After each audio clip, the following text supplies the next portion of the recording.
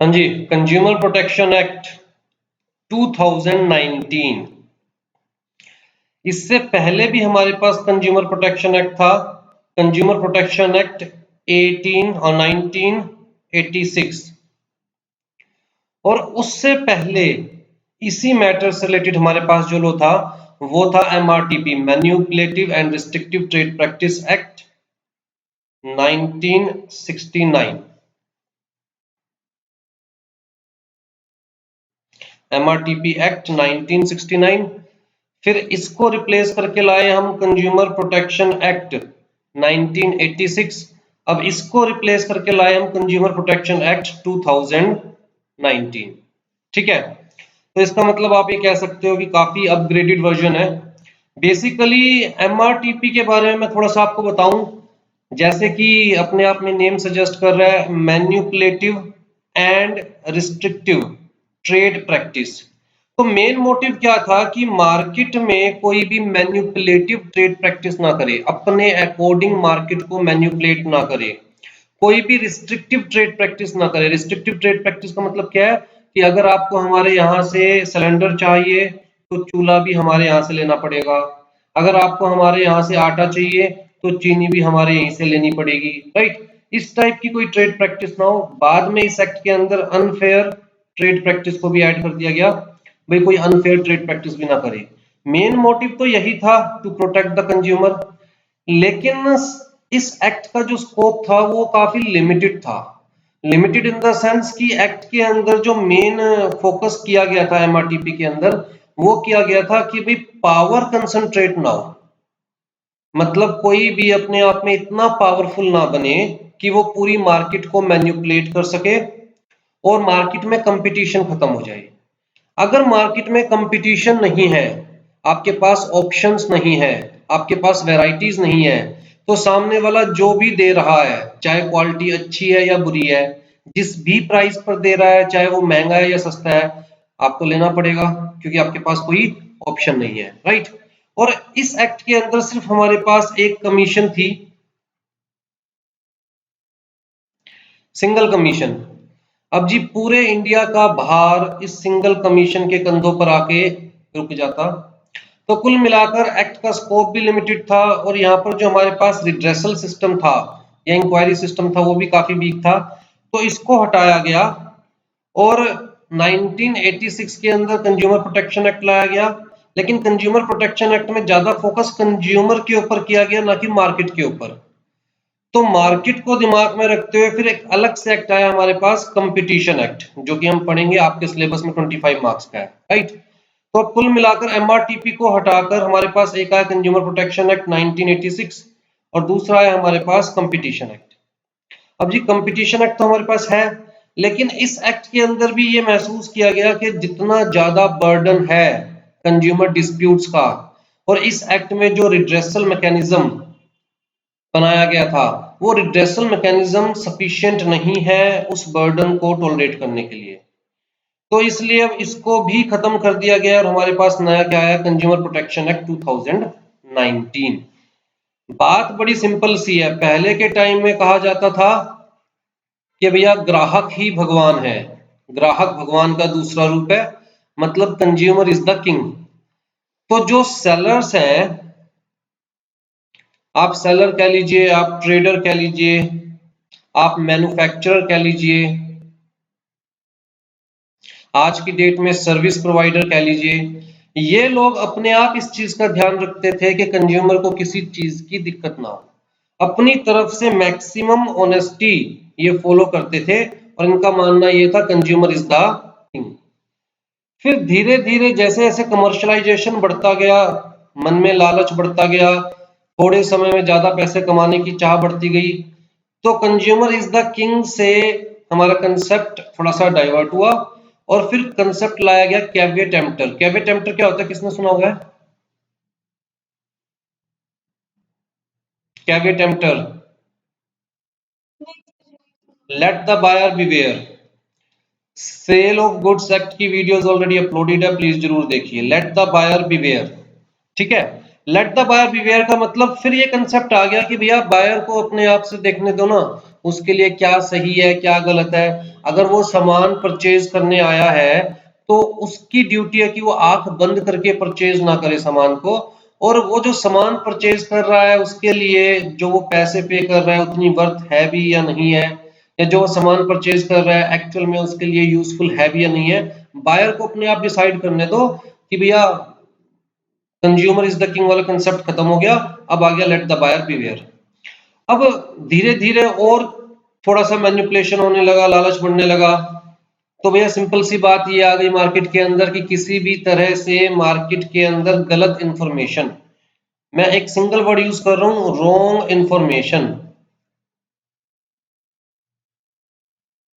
के बेसिस पर या फिर रॉन्ग प्रैक्टिस के बेसिस पर कंज्यूमर को बेवकूफ बनाया जाए। अल्टीमेटली आप जो देखते हो, आप जो सुनते हो वही परचेज करते हो। इसका मतलब एडवर्टीजमेंट का हमारी लाइफ में बहुत बड़ा इम्पैक्ट है। अगर एडवर्टीजमेंट देखकर आपको लगता है कि चीज की वर्थ है तो आप उसे परचेज कर लेते हो, अगर एडवर्टीजमेंट देखकर लगता है चीज की वर्थ नहीं है तो आप उसे परचेज नहीं करते। एक्चुअल में उसकी वर्थ है या नहीं है वो यूटिलाइज करने के बाद पता चलता है। इनफैक्ट कभी कभी तो ऐसा होता है कि हमें पता होता है इस चीज की वर्थ नहीं है, फिर भी लेना हमारे लिए मजबूरी बन जाता है। एक सिंपल सा एग्जांपल दूं, आप सारे मैच्योर है, किंडर जॉय।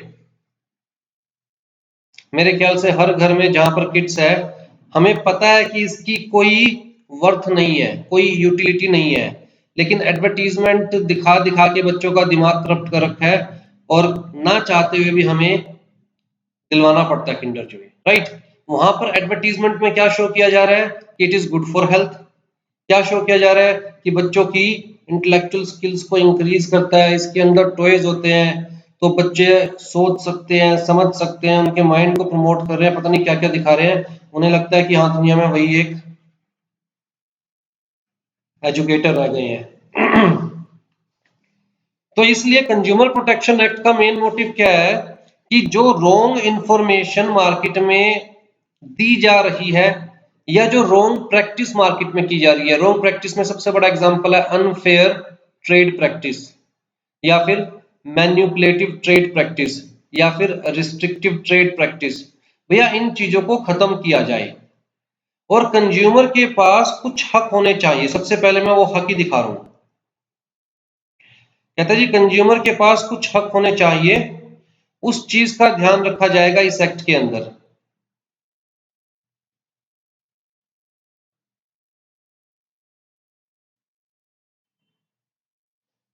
शायद ऊपर चला गया, डेफिनेशंस में होगा।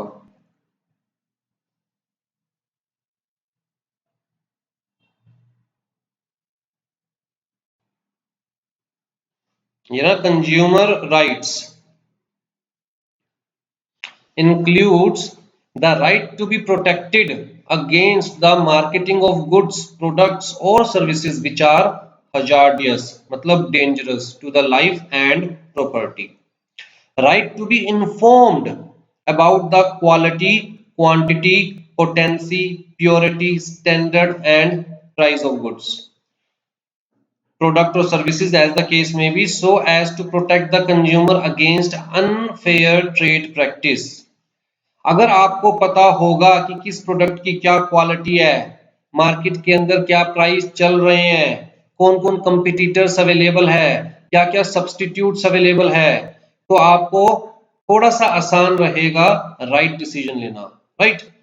Right to be assured wherever possible access to a variety of goods, products and services at competitive price.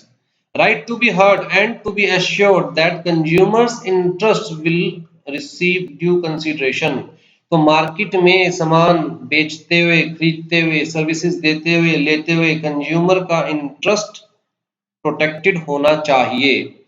Right to seek redressal against the unfair trade practice और restrictive trade practice, या फिर जो भी जिस भी तरह की गलत ट्रेड प्रैक्टिस है, एक्सप्लॉइटेशन ऑफ कंज्यूमर है, राइट। तो राइट टू कंज्यूमर अवेयरनेस, तो हर तरह से कंज्यूमर के राइट को दिमाग में रखकर एक्ट को लाया गया है। और यहाँ पर कंज्यूमर का मतलब एक्चुअल कंज्यूमर है, मतलब बड़ा सिंपल सा है। देखिए ना, अगर मैं मान के चलिए एक लैपटॉप परचेज करता हूँ जो कि काफी अपने आप में कॉस्टली आइटम है, एक नॉर्मल कंज्यूमर के लिए। बहुत कॉस्टली आइटम भी है, तभी मैं कहूँगा चलो अच्छे वाला लैपटॉप में 1 लाख रुपीस का परचेज कर रहा हूँ।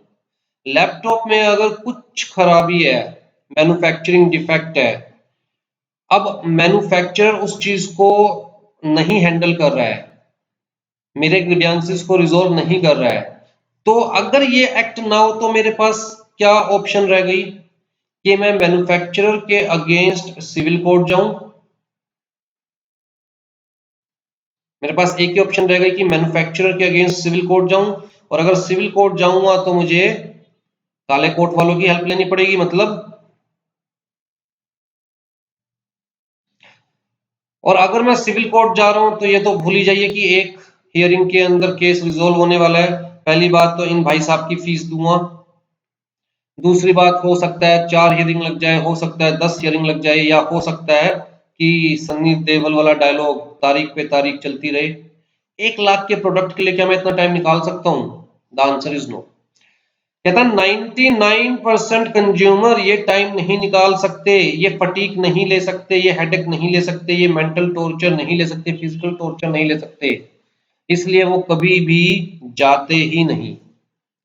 जाते ही नहीं तो या तो वो बिल्कुल चुपचाप बैठ जाते हैं, चल जो हो गया देखी जाएगी, जिसकी वजह से जो सेलर्स है, मैन्युफैक्चरर्स है, सर्विस प्रोवाइडर्स है, वो अपनी मनमानी करते रहते हैं, या फिर कलेश हाथापाई, राइट। तो उस चीज को खत्म करने के लिए ये एक्ट लाया गया ताकि आप मिनिमम एक्सपेंस का मतलब you can even file online complaint. Minimum expense के अंदर आप एक रिड्रेसल एजेंसी को अप्रोच कर सको, जहां पर अपना केस रखने के लिए आपको किसी प्रोफेशनल की जरूरत नहीं है। आप चाहे तो इवन खुद अपना केस सामने रख सकते हैं, राइट। तो प्रियम्बल क्या कह रहा है जी इस एक्ट का? An act to provide for the protection of the interest of consumers and for the said purpose to establish authorities। किस लिए authorities establish करनी है? To protect the interest of the consumer, right? To establish authorities for timely and effective administration and settlement of consumers disputes and for matters connected therewith or incidental thereto। तो पूरे preamble में किस चीज के ऊपर emphasise किया हुआ है?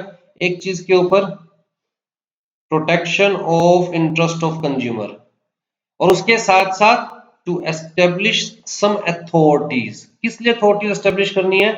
For timely and effective administration. पहली चीज एडमिनिस्ट्रेशन, और दूसरी चीज settlement of consumer disputes. Administration का क्या मतलब है? कहता है जी पहले के एक्ट्स में सबसे बड़ी कमी क्या थी कि कोई एडवाइजरी काउंसिल नहीं थी। मतलब जो गवर्नमेंट को स्टेट लेवल पर स्टेट गवर्नमेंट को, सेंट्रल लेवल पर सेंट्रल गवर्नमेंट को एडवाइज कर सके कंज्यूमर प्रोटेक्शन मैटर्स के ऊपर, राइट। ताकि गवर्नमेंट टाइमली अप्रोप्रिएट लॉज बना सके, एक्शंस ले सके, या एडमिनिस्ट्रेटिव अथॉरिटीज को पावर दे सके। तो इस एक्ट के अंदर वो एडवाइजरी काउंसिल्स एस्टेब्लिश की गई। उसके अलावा देखिए सेटलमेंट ऑफ कंज्यूमर डिस्प्यूट्स तो है ही, उसके लिए तो हमारे पास काउंसिल्स होगी, राइट। तो वो काउंसिल्स नेशनल लेवल के ऊपर, स्टेट लेवल के ऊपर, डिस्ट्रिक्ट लेवल के ऊपर एस्टेब्लिश की गई, ताकि डिस्ट्रिक्ट लेवल के ऊपर भी एस्टेब्लिश करने का क्या मेन मोटिव है कि डिस्ट्रिक्ट लेवल पर ही चीजों को रिजोल्व कर दिया जाए। तो वो चीज बाद में देखेंगे, फिलहाल एक्ट का मोटिव देखिए, ध्यान से देखेगा एक एक लाइन। अभी तक तो इस एक्ट में से एग्जाम्स में मेनली केस लॉज ही आते थे, लेकिन फर्स्ट टाइम ये न्यू एक्ट एग्जाम्स में पूछा जाएगा, तो पता नहीं है केस लॉ आएगा या डेफिनेशन पूछी जा सकती है या कोई स्पेसिफिक प्रोविजन भी पूछा जा सकता है। इसलिए पहले तो हम क्लियर थे कि क्या इंपॉर्टेंट है इस एक्ट के अंदर, क्या इंपॉर्टेंट नहीं है, लेकिन अब इस अटेम्प्ट से हम लोग क्लियर नहीं है। हो सकता है केस लॉज ही पूछे जाए, या हो सकता है डेफिनेशंस पूछी जाए, प्रोविजंस पूछे जाए, राइट। तो एप्लीकेबिलिटी क्या है? It extends to whole of India except Jammu and Kashmir, state of Jammu and Kashmir. कहता save as otherwise expressly provided by the central government, this act shall apply to, बहुत इंपॉर्टेंट चीज है, this act shall apply to all goods and services. इसका मतलब अगर central government by notification किसी specific good या किसी स्पेसिफिक सर्विस को इस एक्ट के प्रीव्यू से बाहर रखे, वो तो बात अलग हो गई। अदरवाइज कहता है जी ये एक्ट हर तरह के गुड पर, हर तरह की सर्विस पर एप्लीकेबल है। तो यहां पर पहला आपको जानना जरूरी है कि गुड्स क्या होते हैं, दूसरी डेफिनेशन जाननी जरूरी है सर्विसेज क्या होती है for the purpose of this act, right. इस एक्ट के पॉइंट ऑफ व्यू से गुड्स क्या होते हैं, इस एक्ट के पॉइंट ऑफ व्यू से सर्विसेज क्या होती है। जैसे बड़ा सिंपल सा एग्जांपल पूछता हूं, क्या शेयर्स गुड्स होते हैं या नहीं होते?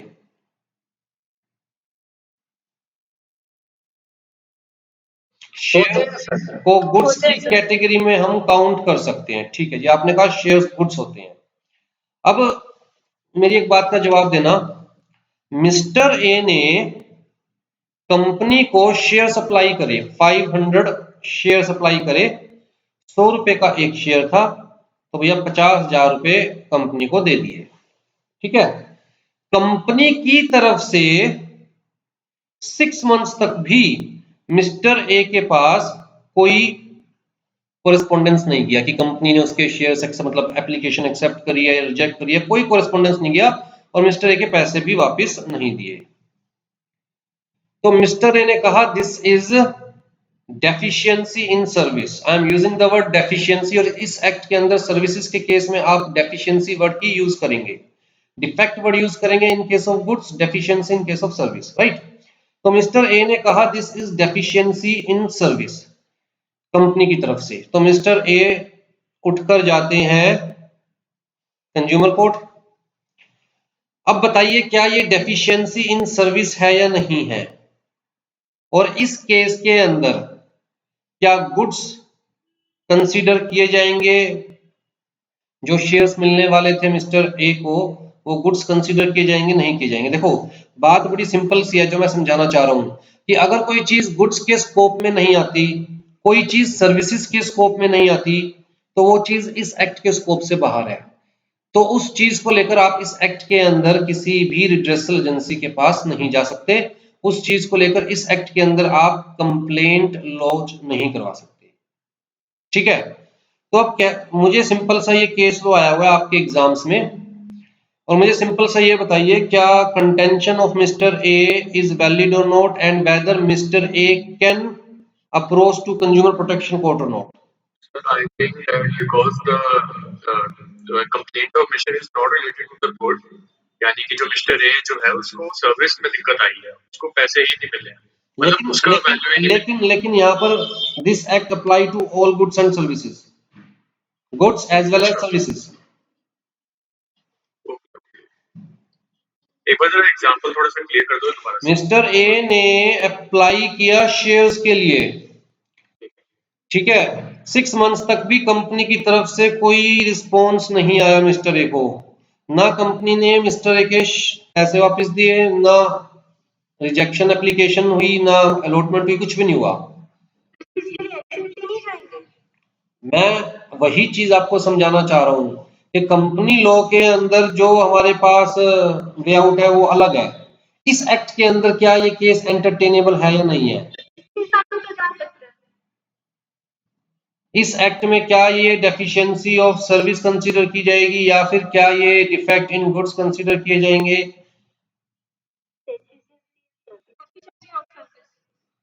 एक्चुअल में this case is not entertainable in this act. क्यों नहीं है एंटरटेनेबल? क्या मिस्टर ए कंज्यूमर है?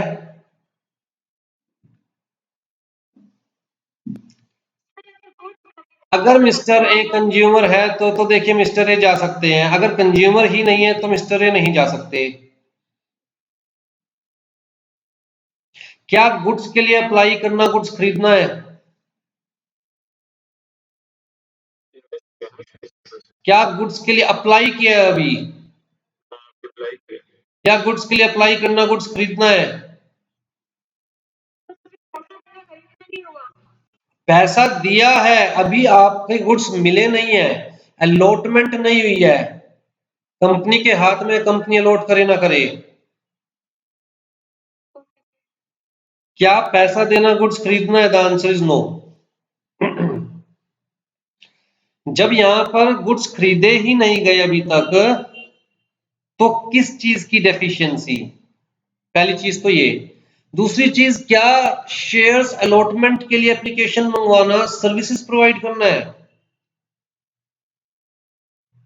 The answer is no. Company को ये सर्विसेज थोड़ी ना प्रोवाइड कर रही है। तो क्या मिस्टर ए कंज्यूमर है? द आंसर इज, तो हर केस लॉ को बड़ी बारीकी से देखना पड़ेगा। जितने पैरामीटर्स मैं आपको क्लास में समझाऊंगा, हर केस लॉ को उस हर पैरामीटर के ऊपर आपको एक बार जज करना पड़ेगा। कंपनी लॉ,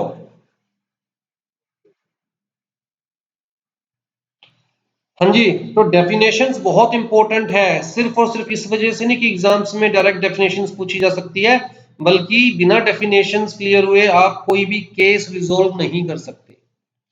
सबसे पहली चीज जो मैंने आपको स्टार्टिंग में ही कहा कि सबसे बड़ी दिक्कत क्या है कि भैया एडवर्टीजमेंट्स ने सारा बेड़ा गर्क किया हुआ है, राइट। तो इन्होंने एडवर्टीजमेंट्स के ऊपर बहुत लंबा चौड़ा अपना स्कोप लेके चले हैं। तो एडवर्टीजमेंट का मतलब कहता है एनी ऑडियो और विजुअल पब्लिसिटी, रिप्रेजेंटेशन, एंडोर्समेंट या pronouncement made by means of light, sound, smoke, gas, print, electric media, internet और वेबसाइट। तो किसी भी तरह की ऑडियो प्रमोशन, विजुअल प्रमोशन या पब्लिसिटी, किसी भी तरह की रिप्रेजेंटेशन जिसके थ्रू आप सामान बेच रहे हैं, इसका मतलब आप दुकान पे जाते हैं और जो वहां पर रिप्रेजेंटेटिव है वो सामान को रिप्रेजेंट कर रहा है, तो इवन उसको भी एडवर्टीजमेंट में कंसीडर किया जाएगा, ठीक है। किसी भी तरह की एंडोर्समेंट, एंडोर्समेंट क्या होता है एक्चुअल में ना, नेगोशिएबल इंस्ट्रूमेंट वाला एंडोर्समेंट की बात नहीं कर रहा हूं मैं। एक्चुअल में इस एक्ट के अंदर देखिए कमाल, देखिए कि एंडोर्सर जो है वो डिफाइन ही नहीं किया हुआ कि एंडोर्सर किसे कहेंगे। एंडोर्समेंट को तो डिफाइन किया हुआ है, एंडोर्सर को डिफाइन नहीं किया हुआ। अच्छा, कोई भी एडवर्टीजमेंट आप टीवी पे देख, एक्टर्स, कोई भी एडवर्टीजमेंट आप टीवी पे देखते हैं तो वहां पर एक्टर्स आपको कहते हैं इससे बेहतर कुछ नहीं, मैं खुद यूज करता हूं। और मेरे ख्याल से जितना मैंने एटलीस्ट यंग जनरेशन को देखा है, तो 60 to 70% यंग जनरेशन तो इसी चीज में बेवकूफ बन जाते हैं कि ओहो सलमान खान जी यूज कर रहे हैं, फिर तो ये गोली खाने से हम भी सलमान खान बन जाएंगे, राइट। तो कम से कम 60 to 70% लोग तो इन चीजों पर जाते हैं।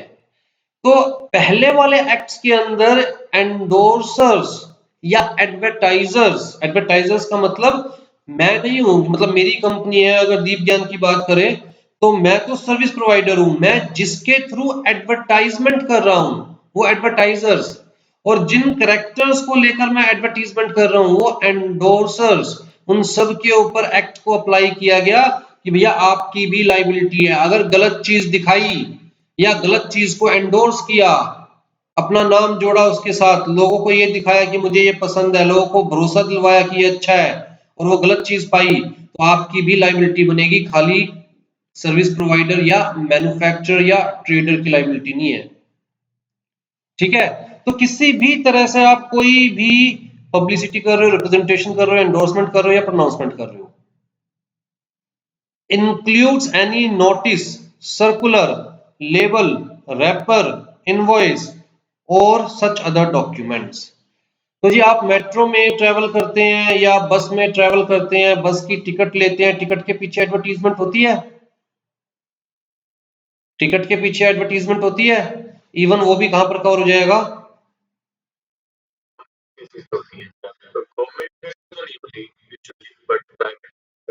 अब गवर्नमेंट ने भी प्राइवेट पार्टनरशिप के कंसेप्ट के अंदर देना शुरू कर दिया है, रेलवे टिकट में तो होती है ना, देनी चालू कर दी है गवर्नमेंट ने भी, तो वो भी सब अदर डॉक्यूमेंट्स में कवर हो गया। इसका मतलब किसी भी डॉक्यूमेंट में किसी भी तरह से आप एडवर्टीजमेंट कर रहे हैं या फिर ऑडियो एडवर्टीजमेंट कर रहे हैं, विजुअल एडवर्टीजमेंट कर रहे हैं, इवन तक की डायरेक्ट मार्केटिंग कर रहे हैं। डायरेक्ट मार्केटिंग का मतलब क्या है, घर घर जाकर सामान को बिकवा रहे हैं, तो भी इस एक्ट में आप कवर हो जाओगे।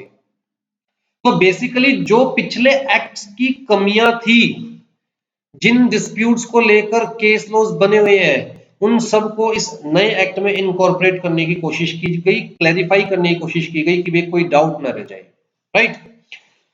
नेक्स्ट हमारे पास डेफिनेशन है कंप्लेनेंट, बहुत इंपॉर्टेंट डेफिनेशन है, तो बहुत ध्यान से देखिएगा, क्योंकि अगर आप कंप्लेनेंट ही नहीं हो किसी केस के अंदर तो आप इस एक्ट में कंप्लेंट डाल ही नहीं सकते। तो कंप्लेनेंट का मतलब क्या है? कहता है जी अ कंज्यूमर, जिसने गुड्स कंज्यूम करे हैं। तो जी कंज्यूमर की डेफिनेशन बहुत इंपॉर्टेंट है, जो कि हम नीचे पढ़ेंगे। फिर अब वॉलंटरी कंज्यूमर एसोसिएशन। अब जी बहुत सारी आजकल कंज्यूमर एसोसिएशंस होती है, लेकिन इन्होंने कौन सी कंज्यूमर एसोसिएशंस के बारे में बात किया है? Registered under any law for the timing in force. इसका मतलब they are talking about a registered voluntary consumer association. Voluntary consumer association का मतलब एक एसोसिएशन जो जन सेवा के लिए बनी है, कंज्यूमर्स की दिक्कतों को रिजॉल्व करने के लिए बनी है, लेकिन जिनका डायरेक्ट कंज्यूमर के साथ कोई लेना देना नहीं है, राइट। लेकिन ये कहते हैं जो अनरजिस्टर्ड कंज्यूमर एसोसिएशन है, उनके पास इस एक्ट में केस फाइल करने का कोई राइट नहीं, they are not the complainant. और यही चीज मैंने बड़ा क्लियर कट लिख दिया नीचे। फिर जी सेंट्रल गवर्नमेंट और स्टेट गवर्नमेंट कंप्लेनेंट हो सकती है। सेंट्रल अथॉरिटी, अब ये सेंट्रल अथॉरिटी का कंसेप्ट पिछले एक्ट में नहीं था, इस एक्ट में नया लेके आए हैं।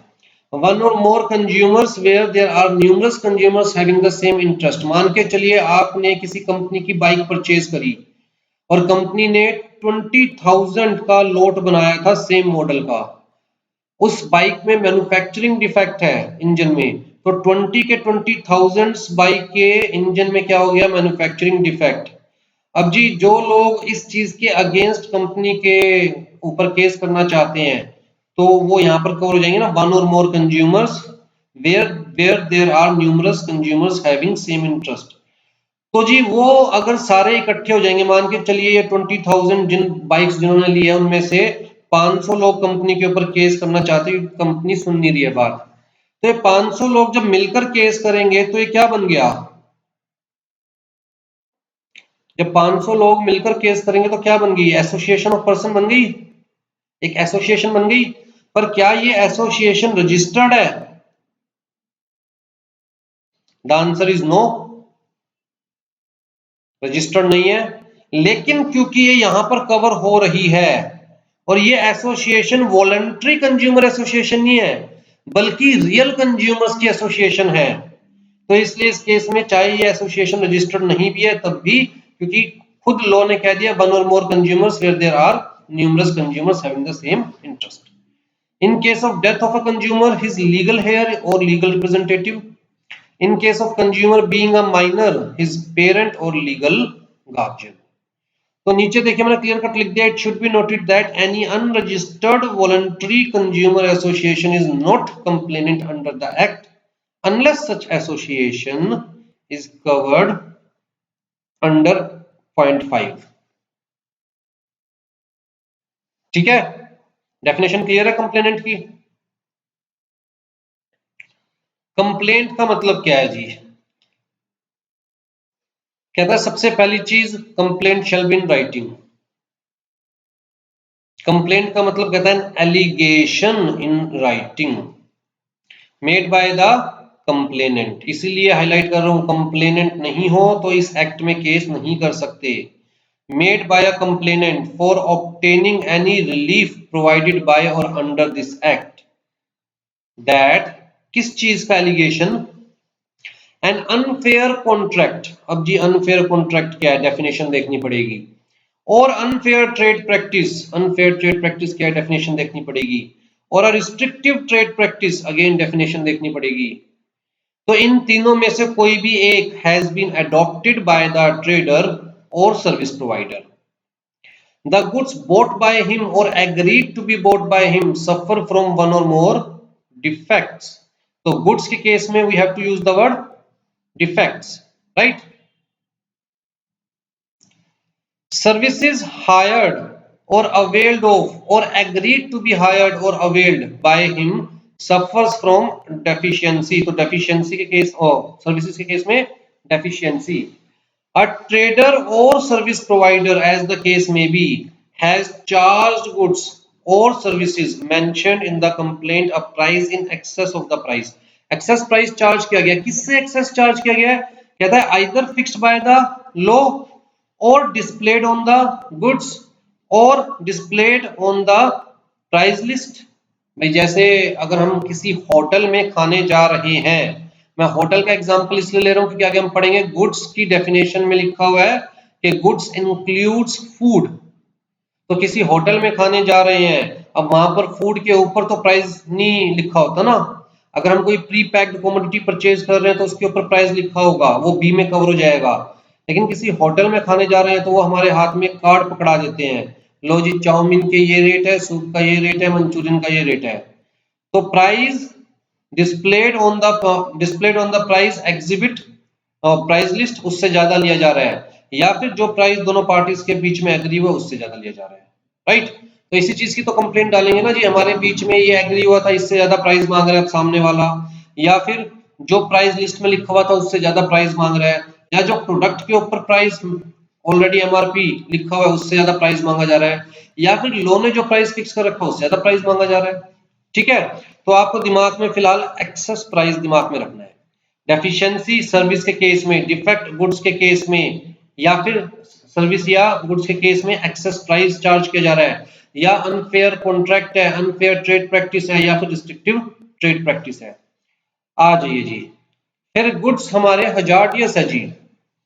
The goods which are hazardous मतलब dangerous to the life and safety when used are being offered for sale to the public।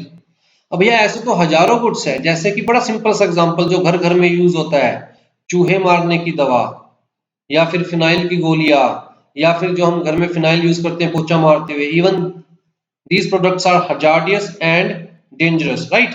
लेकिन कंप्लेंट किस चीज की, कि चलो ठीक है हजार्डियस प्रोडक्ट सेल किया जा रहा है, लेकिन in contravention of the standards relating to the safety of such goods as required to be complied with or by under any law, right, where the trader knows that goods so offered are unsafe to the public। जहां पर trader को पता है कि यार ये goods public handle नहीं कर पाएगी, हम चाहे जितने मर्जी सेफ्टी प्रोसीजर्स बता दे, हम चाहे पैकेट के ऊपर उनको प्रिंट कर दे, फिर भी पब्लिक हैंडल नहीं कर पाएगी और बहुत सारे लोगों के लिए ये अनसेफ आगे जाकर साबित होगा, फिर भी ट्रेडर उसे सेल कर रहा है। ठीक है, the services which are hazardous or likely to be hazardous to the life and safety of the public when used are being offered by a person who provides any service and who know it to be injurious to the life and safety। तो जी ऊपर वही चीज goods के point of view से कही गई, अगले point में वही चीज सर्विसेज के पॉइंट ऑफ व्यू से कही गई, राइट। तो हजार्डियस गुड्स याद रखिए, हजार्डियस सर्विसेज याद रखिए। A claim for product liability, claim for product liability का मतलब प्रोडक्ट लाइबिलिटी, प्रोडक्ट की वजह से जो लाइबिलिटी है उसकी वजह से क्लेम। वैसे इस टर्म को नीचे एक्सप्लेन किया हुआ है, प्रोडक्ट लाइबिलिटी एक्शन को नीचे एक्सप्लेन किया हुआ है, right. Lies against the product manufacturer, product seller या प्रोडक्ट सर्विस प्रोवाइडर। तो जी प्रोडक्ट को लेके जो लाइबिलिटी है उसके लिए क्लेम बनता है मैन्युफैक्चरर के ऊपर, सेलर के ऊपर या सर्विस प्रोवाइडर के ऊपर। तो नीचे हम इसे देखेंगे प्रोडक्ट लाइबिलिटी एक्शन क्या होता है, तो याद रह जाएगा। ये बड़ी सिंपल सी डेफिनेशन है, देखने में बहुत सारे पॉइंट्स है। सबसे पहली चीज तो बहुत आसान है याद रखनी, क्योंकि ये तो आपको याद रखनी पड़ेगी। अनफेयर कॉन्ट्रैक्ट एक नया वर्ड ऐड हो गया, बाकी पुराने लॉज में भी अनफेयर ट्रेड प्रैक्टिस था, पुराने लॉज में भी रिस्ट्रिक्टिव ट्रेड प्रैक्टिस था। अनफेयर कॉन्ट्रैक्ट और दिमाग में रखना है। उसके अलावा गुड्स है तो आपको डिफेक्ट दिमाग में रखना है, सर्विसेज है तो डेफिशिएंसी दिमाग में रखना है, गुड्स और सर्विसेज के केस में एक्सेस प्राइस दिमाग में रखना है। उसके अलावा जी जब सेफ्टी की बात आती है तो गुड्स के केस में भी सेफ्टी दिमाग में रखनी है और सर्विसेज के केस में भी सेफ्टी दिमाग में रखनी है। और लास्ट पॉइंट क्या है, प्रोडक्ट लायबिलिटी एक्शन। कंज्यूमर कौन है जी, क्योंकि कंज्यूमर जो है बस वही केस फाइल कर सकता है, दूसरा कोई केस फाइल नहीं कर सकता एक्ट के अंदर। अब जी मान के चलिए, ध्यान से देखिएगा, मिस्टर ए ने एक वॉशिंग मशीन ली। वो वॉशिंग मशीन किस लिए ली, शादी में बेटी को देने के लिए, बेटी को गिफ्ट कर दी। अब जी बेटी अपने ससुराल में लेकर चली गई वॉशिंग मशीन, तो जी परचेज किसने दी, कंसीडरेशन किसने पे करी, यूज कौन कर रहा है। तो बताइए कंज्यूमर मिस्टर ए कंसीडर किए जाएंगे या बेटी कंसीडर की जाएगी, बेटी को जो दिया वही कंज्यूमर होगा मेरे ख्याल से। सर मैं ये वो डिस्कस किए हैं कि आपसे सेल हुई है, बिल कटा है, तो कोई यूज कर सकता है, बट कंज्यूमर तो ये माना जाएगा। ठीक है जी, इन्होंने बड़ा प्रैक्टिकल सा आंसर दिया कि जिसके नाम का बिल कटा हुआ है, जिसके सर पर बिल पड़ा है, वही कंज्यूमर कंसीडर किया जाएगा। अच्छा, एक थोड़ा सा और इसके अंदर एक्सटेंशन कर लेते हैं। बेटी ने बाहर की बाहर वही गिफ्ट कर दी अपनी नंद को। ससुराल नई नई गई थी, नंद को खुश करने के लिए वही वॉशिंग मशीन बाहर की बाहर गिफ्ट कर दी नंद को। अब यूज कौन कर रहा है?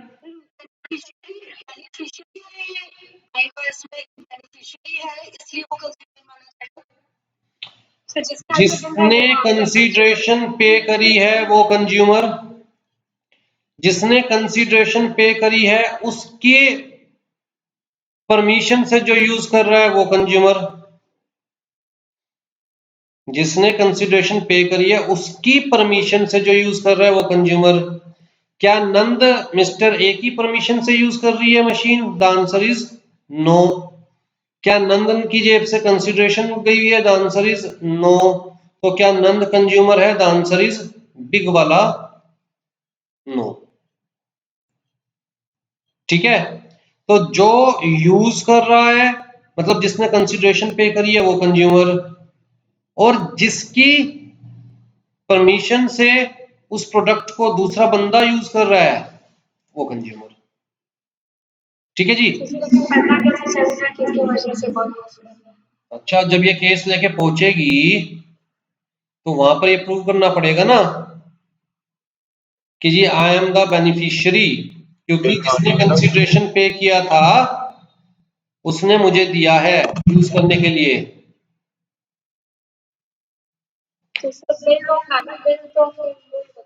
बाबू देखिए देखिए देखिए देखिए, जब भी मैं कोई भी एक्ट पढ़ाऊंगा कभी भी ये मत सवाल कीजिए कि कोर्ट में कैसे प्रूव किया जाएगा। कोर्ट में कोई चीज प्रूव करने के 501 तरीके हैं और उसी चीज को कोर्ट में रॉन्ग प्रूव करने के 1001 तरीके हैं। हमारा काम वो नहीं है, हमारा काम एग्जाम्स के अंदर वो लिखना है जो कि एग्जैक्ट टेक्स्ट है, प्रैक्टिकल एप्लीकेशन नहीं है हमारा काम। डेफिनेट सी बात है, कोर्ट में आके मिस्टर ए गवाही दे देंगे मैंने नंद को डायरेक्ट गिफ्ट दी थी, तो बताओ क्या कर लेगा कोई? लेकिन आप केस लॉ के अंदर एग्जाम्स में ये नहीं लिख सकते ना। आपको केस लॉ ये दिया गया है तो आप ये लिखोगे as per the case law mister A is the consumer as he has paid the consideration and mister मतलब मिसिस सी, अब तो शादी होगी तो मिसिस होगी, Mrs C is also the consumer as she is using the machine with the consent of the person who has paid the consideration. But Nand is not the consumer as she is not using the washing machine with the consent of the person who has paid the consideration. ठीक, तो यहां पर मैं सबसे पहली चीज ये बताना चाह रहा हूं कि कंज्यूमर की डेफिनेशन को दिमाग में रखते हुए कि भैया अगर कंसीडरेशन पे करिए तभी आप कंज्यूमर हो, कंसीडरेशन पे नहीं करी तो कंज्यूमर का कोई कंसेप्ट ही पैदा नहीं होता। इसका मतलब अगर आपको कोई चीज गिफ्ट में मिली है, फ्री ऑफ कॉस्ट मिली है, तो you are not the consumer. आप गिफ्टेड चीज के लिए कंज्यूमर कोर्ट में नहीं जा सकते। ठीक है, अगर कोई चीज आपको फ्री में मिली है उसके लिए आप कंज्यूमर कोर्ट में नहीं जा सकते। ठीक है जी, पहली चीज तो ये। दूसरी चीज जैसे कि वॉशिंग मशीन बेटी, तो दिवाली में जो डब्बे मिलते हैं सोन पापड़ी के, सपोज करो वो एक जगह से दूसरी जगह पहुंचते पहुंचते 10 जगहों पे पहुंचे, तो जो 10वें आदमी को मिला, अब वो सोन पापड़ी अगर गलत निकल गई, डिफेक्टिव निकल गई, एडल्टरेटेड है, तो क्या वो बंदा आ सकता है केस करने के लिए? वो बंदा इस एक्ट में नहीं आ सकता, बात समझो। पहली बात तो वो बंदा इस एक्ट में नहीं आ सकता। फूड एंड सेफ्टी एक्ट के अंदर हो सकता है वो बंदा जाए, I am not sure. Food and safety FSSAI के अंदर हो सकता है वो बंदा जा सके, फूड एंड सेफ्टी एक्ट के अंदर, बट हाँ, लेकिन इसके अंदर ये वो बंदा नहीं आ सकता। आप बात समझ रहे हो? मान के चलिए मैं आपको क्लासेस की पेन ड्राइव पे नहीं किया उसने, और वो उस बंदे की कंसेंट से यूज नहीं कर रहा जिसने प्राइस पे किया है। अब मैं आपको कोई लेट से वीडियो दे रहा हूं, एंड एक ही रजिस्ट्रेशन की दे रहा हूं, आप वो अपने फ्रेंड को दे देते हैं, फ्रेंड फेल हो जाता है, कहता है जी बेकार पढ़ाते हैं, वो केस फाइल करने आएगा मेरे ऊपर। मैं कहूँ भैया आप कौन, आपका क्या मतलब है? जब मैंने रजिस्ट्रेशन की एक ही बंदे के नाम की दी थी तो इस केस में तो मैंने ये वाला पार्ट भी खत्म कर दिया, ठीक है। तो मतलब बेसिकली आपको क्या दिमाग में रखना है कि any person who boys any goods for a consideration, वो कोई दिक्कत नहीं है, चाहे आप कंसीडरेशन अभी दे रहे हो, चाहे पार्ट कंसीडरेशन दे रहे हो, अभी पार्ट बाद में दोगे, चाहे आप डेफर्ड सिस्टम में, डेफर्ड सिस्टम क्या होता है, जहां पर आप इंस्टॉलमेंट्स बनवा लेते हैं कुल मिला के, ठीक है। चाहे डेफर्ड सिस्टम में पेमेंट दे रहे हो, वो कोई फर्क नहीं पड़ता, बट पेमेंट दे रहे हो, कंसीडरेशन पे कर रहे हो, राइट। तो any person who buys any goods for consideration and includes the user of such goods, then such use is made with the approval of such person. Then the goods are used with the approval of such person who has paid the consideration, but does not include a person who obtains such goods for resale or for any commercial purpose. बहुत important चीज है ये। इसका मतलब if you are purchasing something for business purpose, you are purchasing something for resale purpose, you are not the consumer. आपकी intention उसे consume करने की नहीं है, आपकी इंटेंशन या तो उसे यूज करके बिजनेस करने की है या फिर उसे आगे सेल करने की है, ठीक। इसी तरह सर्विसेज के केस में सेम लाइन है, क्या है, एनी पर्सन हु हायर और avails of the services for a consideration and includes any beneficiary. भाई गुड्स के केस में तो बंदा यूज करेगा, सर्विसेज के केस में बेनिफिशियरी हो गया बंदा, right. And includes any beneficiary of such service when such service are availed with the approval of the first mentioned person। First mention person मतलब but does not include a person who avails of such service for any commercial purpose। तो जी एक simple सा question, एक simple सा question, मान के चलिए मैंने एक इंटरनेट कैफे स्टार्ट किया है और मैंने वहां पर 10 कंप्यूटर्स लगवाए हैं, ठीक है, सर्फिंग करने के लिए, बेसिकली यंगस्टर्स को बेकार करने के लिए। तो मैंने 10 कंप्यूटर्स लगवाए हैं वहां पे। अब जिससे मैंने लिए थे ये 10 computers, let's say mister x से लिए थे, तो इनमें से 3 कंप्यूटर्स के अंदर डिफेक्ट आया, डिफेक्टिव। तो बच्चा बताइए जी, अगर मिस्टर एक्स मेरी बात नहीं सुन रहे हैं, हम दोनों के बीच में डिस्प्यूट है। डिस्प्यूट का मतलब क्या होता है, जो मैं कह रहा हूं सामने वाला मानने से मना कर रहा, तो डिस्प्यूट है। तो मिस्टर एक्स मेरी बात नहीं सुन रहे हैं, तो क्या मैं मिस्टर एक्स के अगेंस्ट इस एक्ट में केस फाइल कर सकता हूं?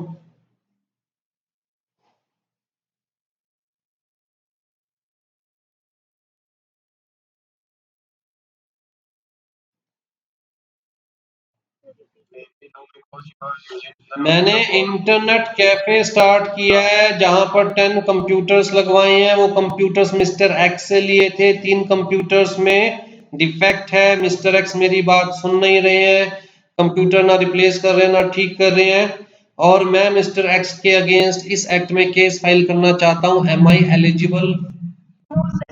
क्यों? मैं रीसेल नहीं कर रहा हूं, मैं इंटरनेट कैफे पे इसे यूज कर रहा हूं सर्फिंग के पॉइंट ऑफ व्यू से।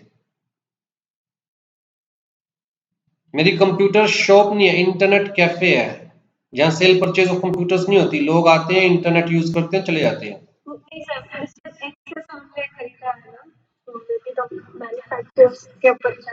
तो किसी ना किसी से तो खरीदेंगे ही ना, ऊपर से तो कोई भी गुड्स या सर्विसेज नहीं टपकेगी। अरे मैन्युफैक्चरर है या नहीं है क्या फर्क पड़ता है यार, मैंने मैन्युफैक्चरर वर्ड यूज किया, मैंने सेलर वर्ड यूज किया, मैंने ट्रेडर वर्ड यूज किया, क्या फर्क पड़ता है? मैंने सारे वर्ड्स तो यूज किए ऊपर। मैन्युफैक्चरर के अगेंस्ट भी जा सकते हो, सेलर के अगेंस्ट भी जा सकते हो, ट्रेडर के अगेंस्ट भी जा सकते हो। बताओ खरीदा किससे? मिस्टर एक्स से खरीदा ना, तो आप मिस्टर एक्स के अगेंस्ट केस फाइल करना चाहते हो, पॉसिबल है? वो केस कर सकता है क्योंकि उन्होंने अपनी लाइवलीहुड के लिए वो खरीदा हुआ है, तो वो कंज्यूमर हो गया। हाँ जी, ये कह रहे हैं अपनी खुद की लाइवलीहुड के लिए खरीदा हुआ है। दूसरों की लाइवलीहुड के लिए कौन खरीदता है? हाँ, तो वो इसी वजह से वो कंज्यूमर हो गया ना, मतलब उन्होंने अपने खुद के लिए खरीदा है वो क्या इन्होंने ये कमर्शियल पर्पस के लिए नहीं खरीदा हुआ? So I was getting to that point, but you should start deciding the question. तो ठीक है ना, मेरी मर्जी, मेरा क्वेश्चन, मैं खुद डिसाइड करूंगा कैसे पूछना है, तो आपकी वो है ना कि आप उस चीज को समझो। Yeah, I was going to the point like he was like it didn't have any much using it for commercial purpose. क्या ये So commercial it's purpose obvious. नहीं है? और अगर ये कमर्शियल पर्पस है तो क्या मिस्टर जो मतलब मैं कंज्यूमर हूं इस एक्ट के अंदर, क्या लिखा हुआ है दोनों जगह, दोनों डेफिनेशंस में क्या लिखा हुआ है? But does not include a person who obtain such goods for resale or for commercial purpose.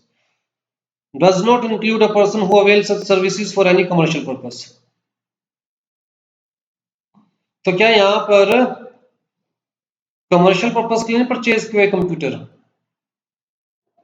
तो इस एक्ट के अंदर मेरे पास कोई रेमेडी अवेलेबल नहीं है, I have to go to civil court. ठीक है, ओके। अब दूसरा एग्जांपल,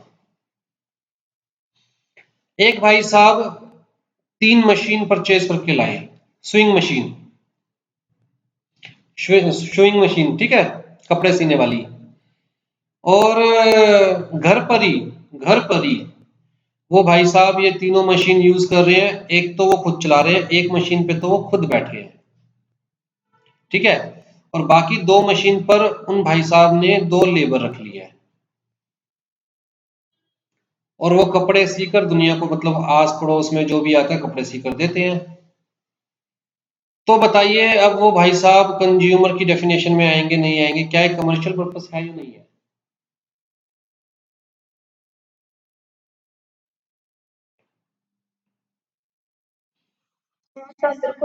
एग्जाम्पल दोबारा रिपीट कर रहा हूं, एक एक पॉइंट ध्यान से सुनना, सारा खेल एक पॉइंट का है। 3 मशीन परचेज करके लाए, घर पर ही रखी हुई है तीनों मशीन, एक पर खुद वर्क करते हैं, 2 और लेबर रखी हुई है, एक पर खुद बैठे हैं, 2 और लेबर रखी हुई है, राइट? तो क्या कमर्शियल यूज है या नहीं है? तीसरा एग्जांपल सुनो आंसर देने से पहले। मिस्टर ए एक मशीन परचेज करके लाए, उस मशीन को चलाने के लिए 3 लोगों की जरूरत है, मतलब कम से कम 3 लोग मिलकर उस मशीन को चला सकते हैं, ठीक है। तो मिस्टर ए ने वो मशीन घर पर ही रखी हुई है, छोटा मोटा काम कर रहे हैं, एक खुद यूज कर रहे हैं, मतलब खुद बैठे हैं, 2 लोगों को और बिठा रखा है। अब बताओ सेकंड वाला कमर्शियल पर्पस है या नहीं है, थर्ड वाला कमर्शियल पर्पस है या नहीं है?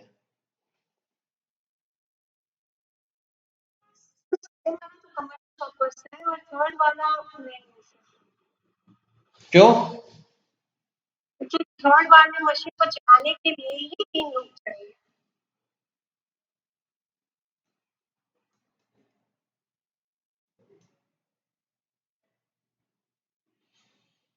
तो दोनों ही है कमर्शियल पर्पस। अच्छा, एक सीए कंप्यूटर परचेज करता है, सीए अपनी प्रैक्टिस कर रहा है, राइट, और प्रैक्टिस करते हुए कंप्यूटर तो चाहिए ही चाहिए। तो ये सीए जो कंप्यूटर परचेज कर रहा है, क्या इसे कमर्शियल पर्पस के लिए कहा जाएगा या नहीं?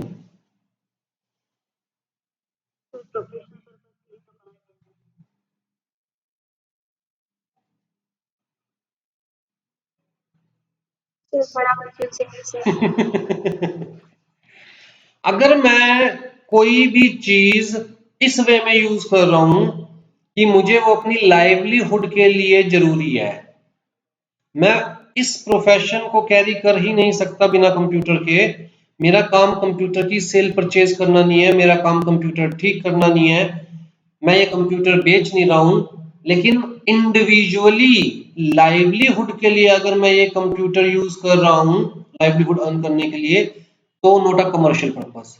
लेकिन वही सीए ऑफिस खोल के बैठा है जहां पर वो खुद बैठा है, 4 ट्रेनीज बिठा रखे हैं, 2 एम्प्लॉइज बिठा रखे हैं, खुद भी कंप्यूटर यूज कर रहा है, ट्रेनीज भी कंप्यूटर्स यूज कर रहे हैं, एम्प्लॉइज भी कंप्यूटर्स यूज कर रहे हैं, तो वो लाइवलीहुड नहीं है, वो प्योर प्रोफेशन है। यहां पर स्विंग मशीन जब लेके आया बंदा, तो एक अगर खुद से यूज कर रहा होता, सिर्फ एक, वो लाइवलीहुड में आता, लेकिन उसने तो 2 लेबर भी रखी हुई है साथ में, तो लाइवलीहुड नहीं है, वो क्या हो गया, कमर्शियल पर्पस। यहां पर बंदा एक मशीन लेके आया, वो खुद चला ही नहीं सकता, 2 लोगों की वो रिक्वायरमेंट है ही है, तो वो क्या हो गया, लाइवलीहुड, क्योंकि वो इकलौता चला ही नहीं सकता। अगर एक फार्मर ट्रैक्टर लेके आता है और उस ट्रैक्टर को 6 मंथ्स यूज करता है, बाकी 6 महीने कहता है जी मेरे पास इस ट्रैक्टर का कोई काम नहीं, और बाकी 6 महीने के लिए ट्रैक्टर रेंट पर दे देता है दूसरे फार्मर को, तो वो जो ट्रैक्टर है फार्मर यूज कर रहा है अपनी लाइवलीहुड के लिए। ठीक है, तो it depends upon case to case.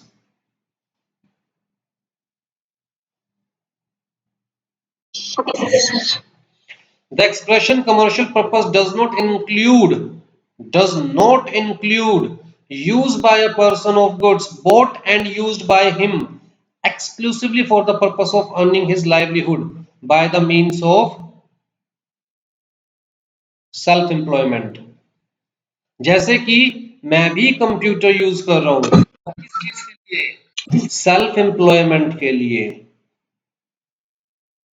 Right. तो ऐसा नहीं है कि मैं कंज्यूमर कोर्ट नहीं जा सकता। The expression buy any goods and hire or avail any service includes offline or online transactions through electronic means or by teleshopping or direct selling भी कंसीडर कर लिया इन्होंने, अब टेलीशॉपिंग भी कंसीडर कर लिया, मल्टी लेवल मार्केटिंग भी consider कर लिया, सारे कंसीडर कर लिया इन्होंने।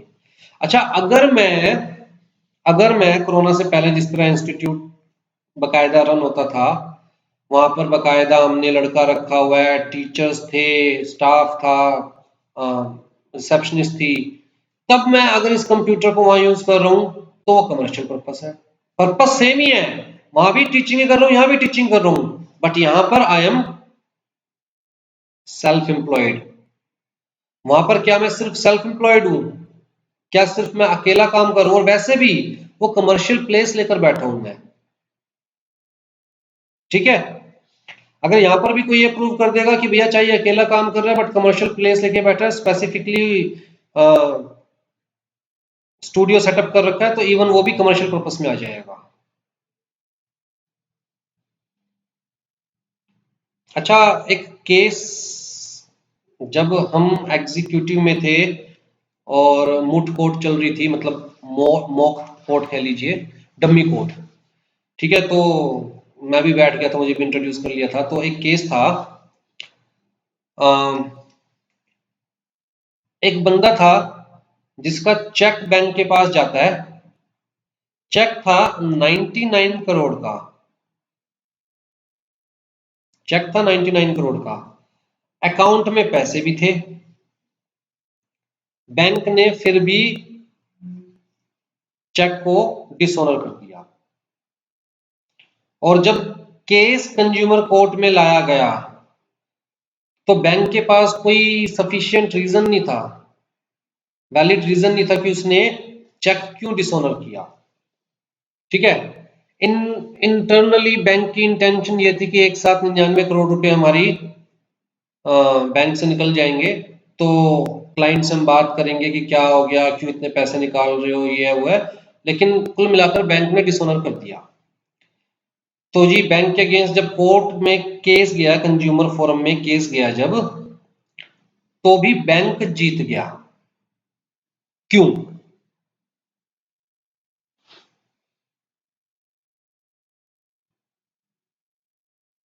मेरे opinion it would disturb the market.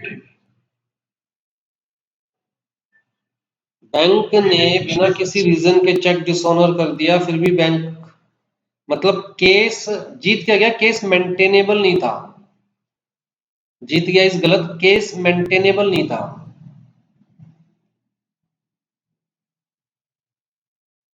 Maintainable का मतलब क्या है? मेंटेनेबल का मतलब कोर्ट ने कहा कि भाई this case can not be entertained by the consumer court, go to civil court.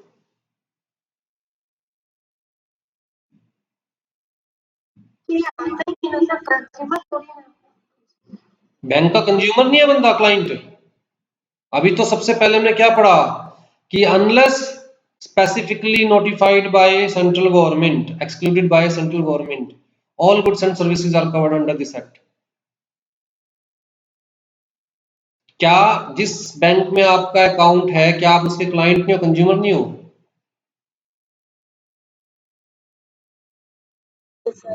फिर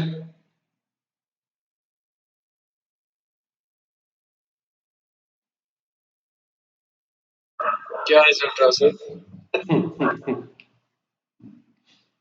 काफी अजीब सा केस। 99 करोड़ रुपए का चेक, बैंक ने कहा कोई लाइवलीहुड के लिए थोड़ी ना है, कमर्शियल ट्रांजैक्शन है, और क्योंकि कमर्शियल ट्रांजैक्शन है therefore not covered under this act, simple.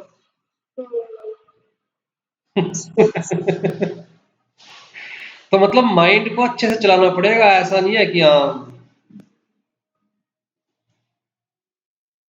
आ जाओ जी आ जाओ।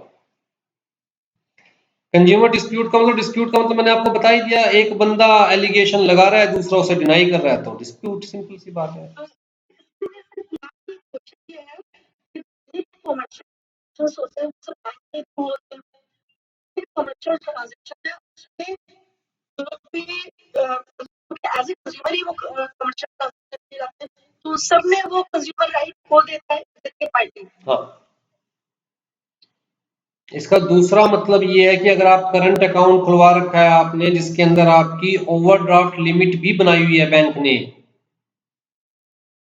तो आप इस एक्ट में अपने राइट खो दोगे, क्योंकि अगर जैसे अगर 100 मतलब ये राइट ले रखा है कि इतने तक के ट्रांजैक्शन कर सकते हैं, तो फिर वो वैलिड होगा। नहीं, ओवरड्राफ्ट की बात कर रहा हूं मैं, करंट अकाउंट की बात कर रहा हूं, क्योंकि स्पेसिफिकली बिजनेस के पॉइंट ऑफ व्यू से खुलवाया जाता है, और साथ में ओवरड्राफ्ट लिमिट है जो कि बिजनेस में उधार देने के लिए खुलवाया जाता है कि भाई हमारे अकाउंट में पैसे ना हो, हमने किसी को चेक दे रखा हो तो भी आप पास कर देना इतने तक।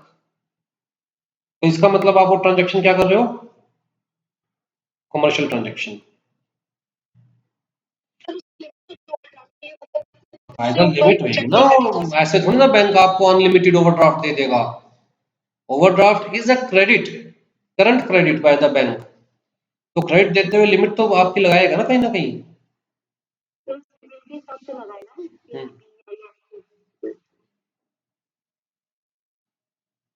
हाँ जी, ठीक है। लेकिन अगर क्वेश्चन में आए सेविंग अकाउंट, तो सेविंग अकाउंट हम कोई कमर्शियल पर्पस के लिए थोड़ा ना ओपन करवाते हैं, या एफडी कोई कमर्शियल पर्पस के लिए थोड़ा ना ओपन करवाते हैं, या आरडी कोई कमर्शियल पर्पस के लिए थोड़ा ना ओपन करवाते हैं। तो वहां पर क्लाइंट को कंज्यूमर कंसीडर किया जाएगा, इवन ट्रांजैक्शन बड़ी होगी तब भी कंसीडर किया जाएगा, फिर डिपेंड अपॉन फैक्ट। ठीक है जी। तो बहुत सारी चीजें डिपेंड्स अपॉन द फैक्ट जो भी आपको क्वेश्चंस में दिए जाएंगे, लेकिन आपके पास, आपके माइंड में बेसिक क्राइटेरिया क्लियर होना चाहिए।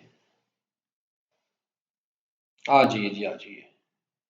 डिफेक्ट का मतलब कहता है जी any fault, imperfection, shortcoming in the quality, quantity, potency. Potency क्या होती है?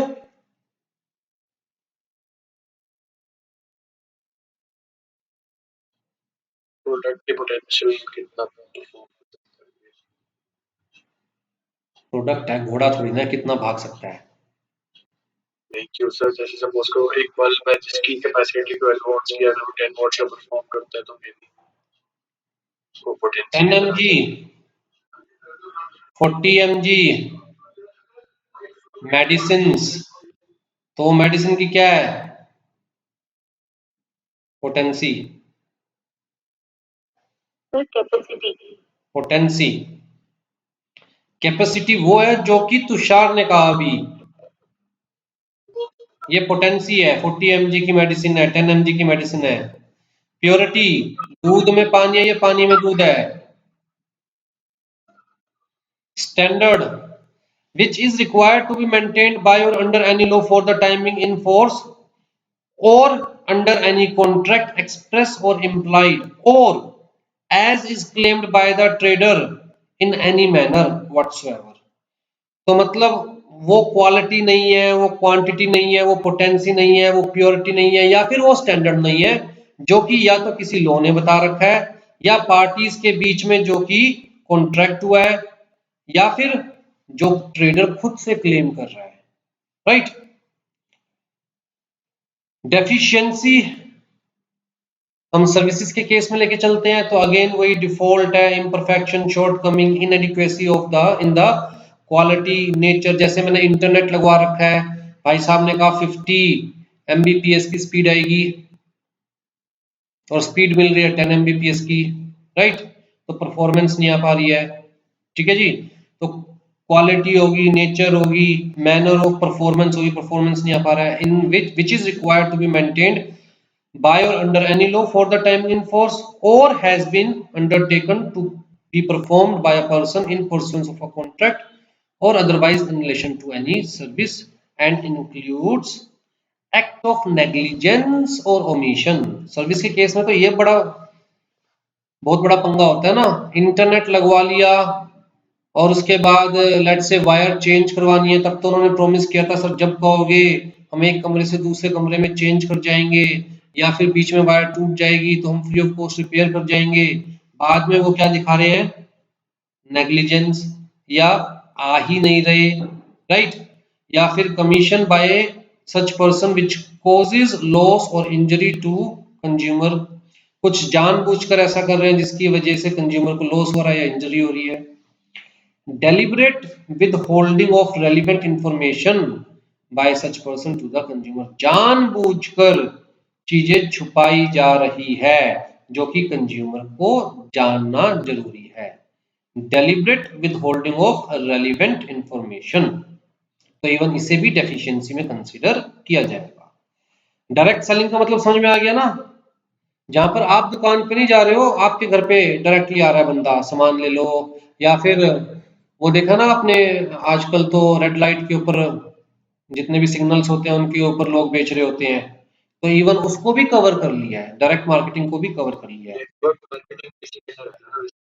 तो मार्केटिंग, डिस्ट्रीब्यूशन या सेल ऑफ गुड्स और provision of service through a network of sellers other than through a permanent retail location, other than through a permanent retail location। तो आप permanent location पे जाके मतलब दुकान पे जाके परचेज नहीं कर रहे हो, बल्कि आपके घर पे या फिर रोड पर या फिर नेटवर्क के थ्रू आपको बेचा जा रहा है सामान। एंडोर्समेंट, एंडोर्समेंट का मतलब क्या है, कहता है जी अमिताभ बच्चन खड़े होके कह रहे हैं घड़ी ही लेना, तो वो क्या है, एनी मैसेज या वर्बल स्टेटमेंट या डेमोस्ट्रेशन, कुछ भी, या फिर डिपिक्शन ऑफ नेम, इसके साथ धोनी का नाम जुड़ा है, या प्रोडक्ट पे इवन किसी एक्टर, किसी कैरेक्टर के सिग्नेचर, या फिर ये तो शाहरुख खान की पसंदीदा चीज है, और other identifiable personal characteristics of an individual. इसका मतलब ऐसी चीज चाहे किसी भी फॉर्म में, चाहे वो मैसेज के फॉर्म में, वर्बल स्टेटमेंट के फॉर्म में, डेमोस्ट्रेशन के फॉर्म में, नेम है, इमेज है, सिग्नेचर है, किसी भी फॉर्म में, ऐसी चीज जिससे हम किसी भी पर्सन का कैरेक्टर आइडेंटिफाई कर सके। ओहो हो, इसके साथ तो आमिर खान का नाम जुड़ा हुआ है, ओहो ये तो आमिर खान को, मतलब आमिर खान भी यूज करता है इसे, चाहे उसने डायरेक्टली नहीं कहा, इनडायरेक्टली अपनी कोई ऐसी क्वालिटी या फिर अपनी कोई ऐसी लाइकनेस उसने शो करी जिससे ये उसकी पर्सनल जो आइडेंटिटी है वो क्लियर हो रही है कि हाँ इस पर्टिकुलर सर्विस या इस पर्टिकुलर गुड के साथ इसका नाम जुड़ा हुआ है। और डिपिक्शन ऑफ द नेम और सील ऑफ एनी इंस्टीट्यूशन, जैसे कहते हैं ना ISO सर्टिफाइड है जी हमारा, तो right, which makes the consumer to believe that it reflects the opinion, finding or experience of the person making such endorsement. ठीक है जी, तो मैं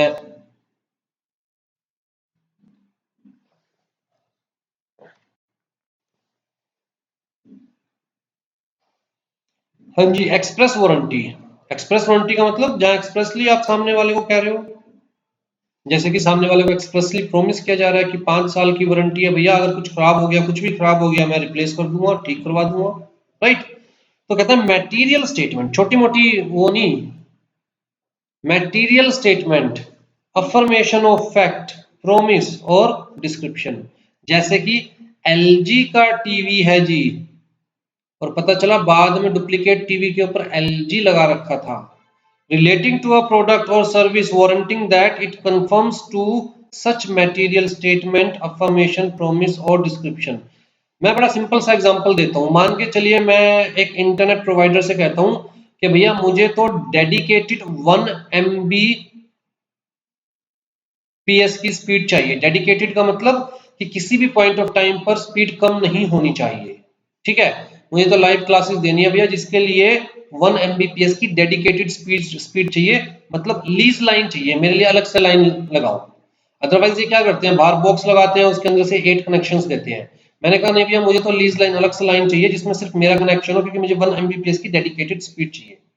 अब जी इंटरनेट सर्विस प्रोवाइडर मुझे कहता है ठीक है जी, और उसने मेरे घर तक लाइन लगा दी। अब मुझे क्या पता वो लाइन डायरेक्ट लेके आ रहा है या बॉक्स से जोड़ रहा है, इतनी नॉलेज थोड़ी ना है।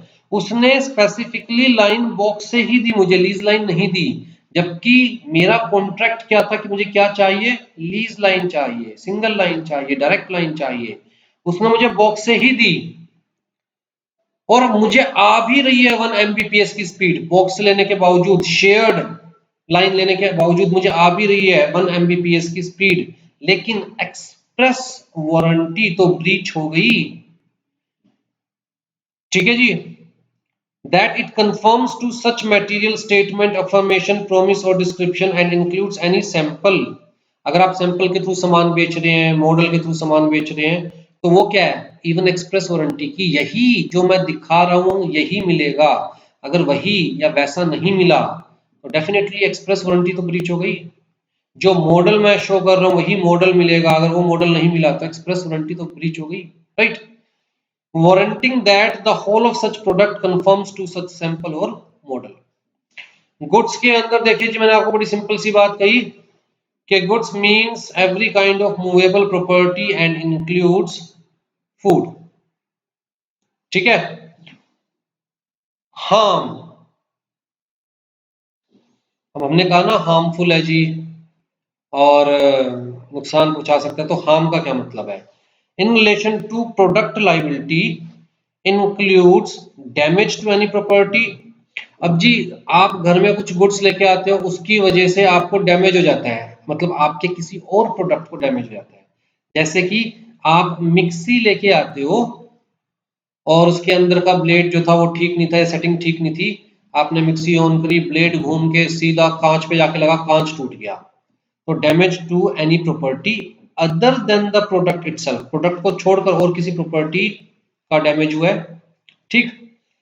पर्सनल इंजरी या इलनेस और डेथ, मेंटल एगोनी और इमोशनल डिस्ट्रेस, अटेंडेंट, अच्छा ये चीज ध्यान रखना, मेंटल एगोनी और इमोशनल डिस्ट्रेस, आपको मानसिक रूप से असुविधा हुई है, लेकिन क्या उस असुविधा की वजह से कोई इंजरी भी हुई है, अगर इंजरी हुई है तो हार्म में आएगा।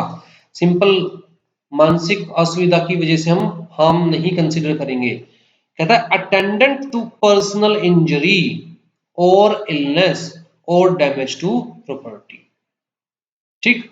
एनी लॉस ऑफ कंसोर्टियम, गलत प्रोडक्ट की वजह से, गलत सर्विस की वजह से आपका जो 60 गार्ड थी, लेट से ए और बी मिलके काम कर रहे थे, ए की जिद की वजह से कोई प्रोडक्ट परचेज किया गया, जबकि बी कह रहा था यार मुझे कंपनी ठीक नहीं लग रही है, प्रोडक्ट ठीक नहीं लग रहा, फिर भी ए की जिद की वजह से कोई प्रोडक्ट परचेज किया गया और उस वजह से प्रोडक्ट खराब पाया, इन दोनों के बीच में क्या हो गया, आपस में इनका कंसोर्टियम ही टूट गया, मतलब बाइंडिंग ही टूट गई।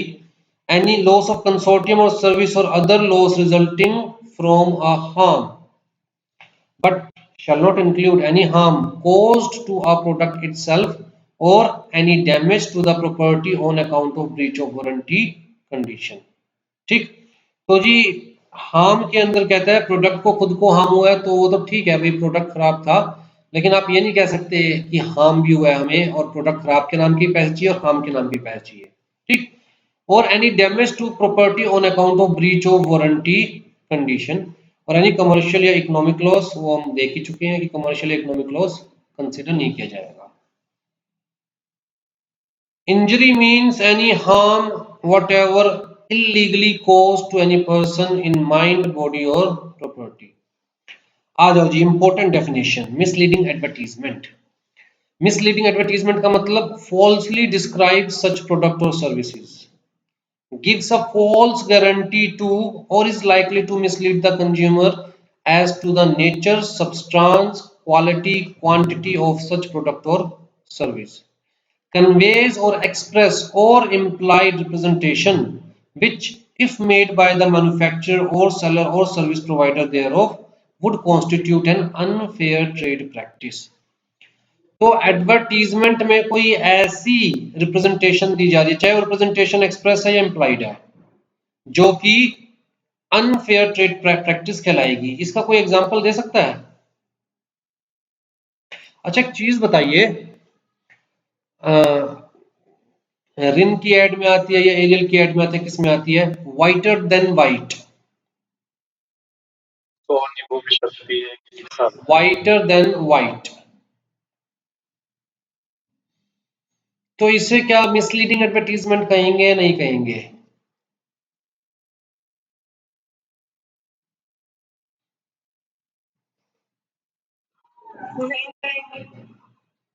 नहीं कहेंगे। क्यों नहीं कहेंगे?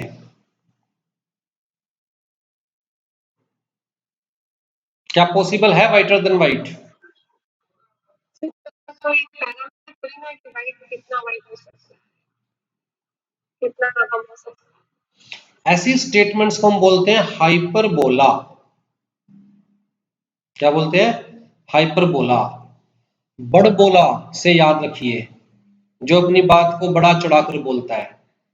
तो इंग्लिश में बड़बोला को यूं समझ लीजिए हाइपरबोला, मतलब झूठ नहीं बोल रहा बट अपनी बात को बड़ा चढ़ाकर बोल रहा है। वाइटर देन वाइट, सबको पता है कि दिस इज नॉट पॉसिबल, तो झूठ का कोई कंसेप्ट ही पैदा नहीं होता। ठीक है, दूसरी स्टेटमेंट आपके सामने बोल रहा हूं, red bull gives you wings.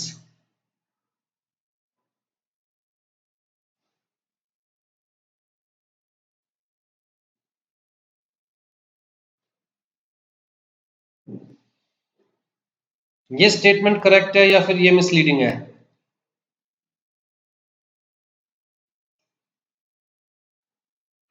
One way से मिसलीडिंग है।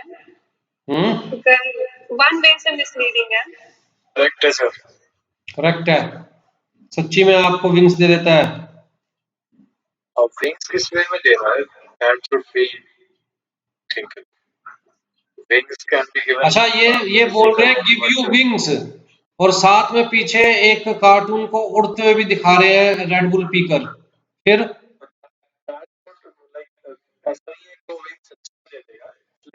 लेकिन कार्टून की एडवर्टीजमेंट बना रखी है और कार्टून को उड़ते हुए भी दिखा रहे हैं साथ में।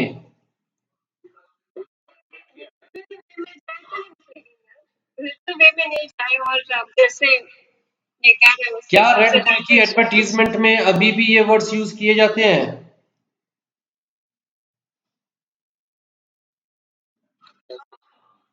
क्या रेड बुल की एडवर्टीजमेंट में अभी भी ये वर्ड्स यूज किए जाते हैं, gives you wings?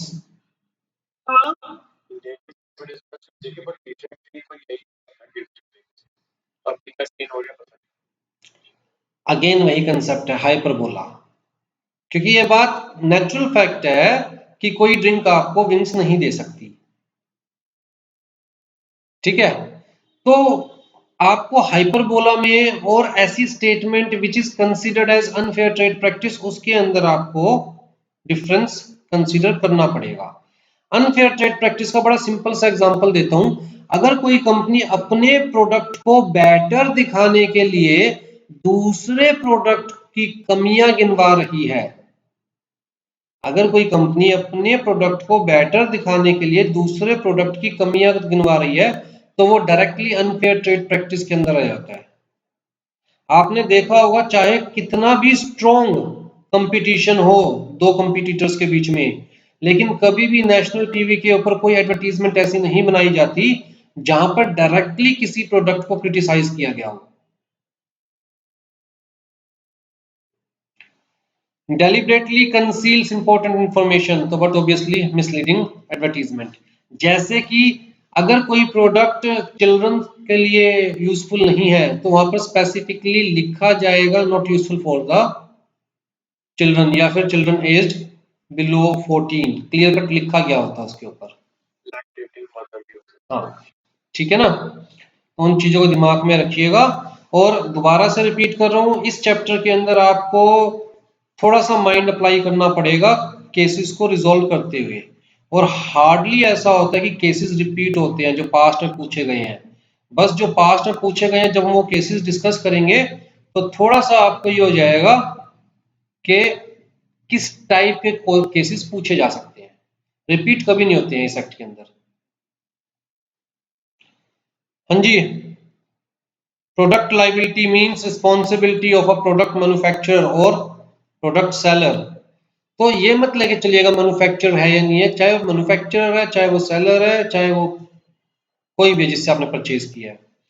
Of any product or service to compensate for any harm, product liability responsibility to compensate any harm caused to a consumer by such defective product manufactured or sold or by deficiency in services relating thereto।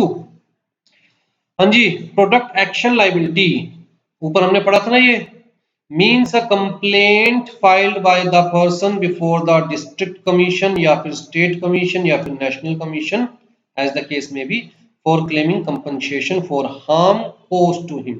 Harm की definition ऊपर पढ़ चुके हैं, right. Product manufacturer means the person जो खुद से बनाता है, चाहे complete product or parts thereof, या फिर असेंबल करता है औरों के बनाए हुए, या फिर मतलब बना बनाया लेता है और उसके ऊपर अपना ट्रेडमार्क लगा देता है, अपना मार्क लगा देता है और अपने मार्क से मार्केट के अंदर सेल कर रहा है, या फिर makes a product and sells, distribute, lease, install, repair, package, label, market, repair, maintain such product or is otherwise involve in placing such product for commercial purpose. इसका मतलब जो खुद मैन्युफैक्चर भी कर रहा है, ऊपर 3 में क्या था कि वो मैन्युफैक्चर कर रहा है लेकिन खुद से सेल नहीं कर रहा। नीचे वाले पॉइंट में क्या है, जो खुद से प्रोडक्ट मैन्युफैक्चर भी कर रहा है, मेक अ प्रोडक्ट, और उस प्रोडक्ट को खुद ही सेल करता है या डिस्ट्रीब्यूट करता है या लीज करता है, इंस्टॉल करता है, प्रिपेयर करता है, कुछ भी कर रहा है तो वो उसमें आ जाएगा। फिर जी, जो बंदा डिजाइन कर रहा है, प्रोड्यूस कर रहा है, फैब्रिकेट कर रहा है, कंस्ट्रक्ट कर रहा है, रीमैन्युफैक्चर कर रहा है any product before its sale. तो इवन जो लोग ओल्ड आइटम लेके उसे रीमैन्युफैक्चर करके बेचते हैं उनको भी मैन्युफैक्चर की डेफिनेशन में कंसीडर कर लिया गया है। Being a product seller of a product is also the manufacturer of such product.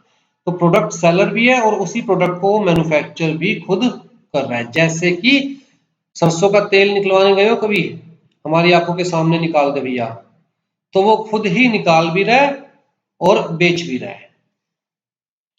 तो जी प्रोडक्ट सेलर का मतलब क्या हुआ, कहता है in relation to product means a person who in the course of business imports या सेल्स या distributes, lease, install, prepare, package, label, market, repair, maintain or otherwise is involved in placing such product for commercial purpose. मतलब वो कोई भी ये activity में involve है जिसकी वजह से उस प्रोडक्ट को बेचने लायक बनाया जा रहा है या बेचने के लिए कोई एक्टिविटी की जा रही है, राइट। प्लेस किया जा रहा है बेचने के लिए, involve in placing such product for commercial purpose. ये यूज नहीं कर रहा वो, बल्कि कमर्शियल पर्पस का मतलब यहाँ पर क्या, बेचने के हिसाब से। And includes a manufacturer who is also a product seller or a service provider, but does not include, ध्यान से देखिएगा, does not include a seller of immovable property. तो जी प्रोडक्ट सेलर के अंदर सेलर ऑफ इमूवेबल प्रॉपर्टी को exclude कर दिया गया unless such person is engaged in sale of constructed house or in construction of homes or flats. तो जी अब यहां से बताइए क्या प्रॉपर्टी डीलर्स प्रोडक्ट सेलर में आएंगे या नहीं आएंगे?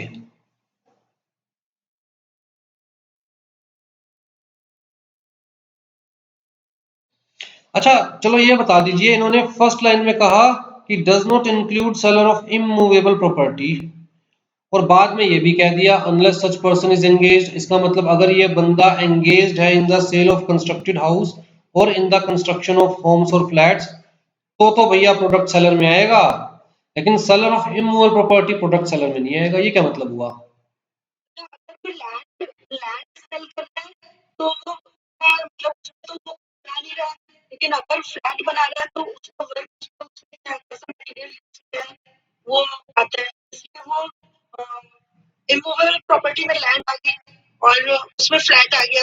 इमूवेबल फ्लैट ऐसे प्रॉपर्टी के अंदर लैंड आ गई, इंफ्रास्ट्रक्चर आ गया, पुल्स आ गए, डैम्स आ गए, रोड्स आ गई, इनको तो एक्सक्लूड कर दिया, लेकिन प्रॉपर्टी डीलर्स को और बिल्डर्स को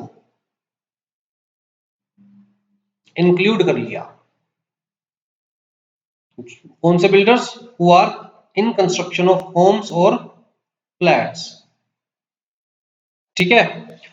अब provider of professional services in any transaction in which, अब ध्यान से देखिएगा इस लाइन को, कहता जी आप प्रोफेशनल सर्विस प्रोवाइड कर रहे हो तो मेन आप क्या कर रहे हो? प्रोफेशनल सर्विस प्रोवाइड कर रहे हो, ठीक है। लेकिन उस प्रोफेशनल सर्विस को प्रोवाइड करते हुए कोई भी साइड आइटम, साइड आइटम का मतलब क्या हो गया? द सेल और use of product is only incidental thereto, but furnishing of opinion, skill or service being the essence of such transaction. ध्यान से देखिए, you are a professional, पता कौन से प्रोफेशनल हो आप? बार्बर, आपका सैलून है, ठीक है, जहां पर आप क्या प्रोवाइड कर रहे हैं? ओपिनियंस, स्किल्स, सर्विसेज, यही प्रोवाइड करते हैं ना। अब जी आप बालों की रीबॉन्डिंग के लिए गए, हेयर्स रीबॉन्डिंग के लिए जाते हो वहां पर, तो वो आपको क्या प्रोवाइड कर रहे हैं? अपनी स्किल्स, अपनी सर्विसेज। बट वहां पर उन्होंने और भी प्रोडक्ट्स रखे होते हैं, आप उनसे पूछते हैं कि ठीक है मेरी ये रीबॉन्डिंग थोड़े लंबे समय तक चले, इसके लिए कौन से प्रोडक्ट्स मैं यूज करूं, तो वो दिखा देते हैं जी देखिए ये प्रोडक्ट है, आप चाहे तो यूज कर सकते हैं, आप चाहे तो यूज कर सकते हैं। मेनली आप किस चीज के लिए पे कर रहे हैं? मेनली आप किस चीज के लिए गए थे? मेनली कौन सी सर्विस आपको प्रोवाइड की जा रही है? रीबॉन्डिंग ऑफ हेयर्स, जहां पर सेल और use of product is only incidental. तो भैया आप उस पर्टिकुलर प्रोडक्ट के पॉइंट ऑफ व्यू से प्रोडक्ट सेलर नहीं कहलाओगे। पॉइंट क्लियर है?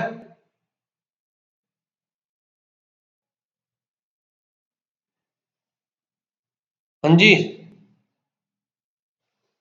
A person who acts only in a financial capacity with respect to the sale of the product। अब ध्यान से देखिएगा, मैं दुकान खोल के बैठा हूं साड़ियों की, बड़ी लंबी चौड़ी दुकान खोली मैंने, और जब लंबी चौड़ी दुकान खोलूंगा तो जरूरी तो नहीं सारी ट्रांजैक्शंस कैश में ही होगी, क्रेडिट ट्रांजैक्शंस भी हो सकती है। तो जी मैंने आपसे बात करी, आप बड़े धनवान हो, मोटे सेठ हो, मैंने आपसे बात करी कि भैया अगर मैं क्रेडिट दूं कंज्यूमर को तो क्या आप मुझे पीछे से सपोर्ट करेंगे? आपने कहा ठीक है भैया, आप कंज्यूमर को क्रेडिट देना, क्रेडिट वर्दीनेस चेक करके देना, और जो उसका बिल होगा, अगर कोई क्रेडिट लेता है उसका जो बिल होगा उतना मैं आपको कैश दे दूंगा, जब कंज्यूमर से आएगा कैश आप मुझे दे देना, मैं 2% लूंगा, ठीक है। तो क्या आप दुकान पे साड़ी बेच रहे हो? साड़ी मैं बेच रहा हूं, आप पीछे से क्या प्रोवाइड कर रहे हो? सिर्फ financial support. So you are acting only in a financial capacity with respect to the sale of the product. You are not the manufacturer, wholesaler, distributor, retailer, direct seller or an electronic service provider. You are basically leasing a product. without having reasonable opportunity to inspect and discover defects। मतलब आप तो even जो साड़ियां मैं बेच रहा हूं उसको आप देख भी नहीं रहे हो, आपके कहने से साड़ियां मंगाई नहीं जा रही, आपको कोई इंटरफेरेंस नहीं है, आप सिर्फ क्या कैपेसिटी फुलफिल कर रहे हो, फाइनेंशियल कैपेसिटी। ठीक है। In the product under the lease agreement in which the selection, possession, maintenance and operation of the product are controlled by a person other than the lessor. तो आप ना साड़ियों की सिलेक्शन में इन्वॉल्व हो, ना उस साड़ियों की पोजेशन आपके पास है, ना आप दुकान मेंटेन कर रहे हो, ना आप उस ऑपरेशन को सुपरवाइज कर रहे हो, आप सिर्फ क्या कर रहे हो, पीछे से फाइनेंस दे रहे हो, लीज की फैसिलिटी प्रोवाइड कर रहे हो, राइट। तो ऐसे पर्सन को हम सेलर नहीं कहेंगे। बड़ा सिंपल सा एग्जांपल, इससे भी सिंपल दे देता हूं। कार फाइनेंस करवाते हो ना, तो फाइनेंसर को प्रोडक्ट सेलर नहीं कहेंगे।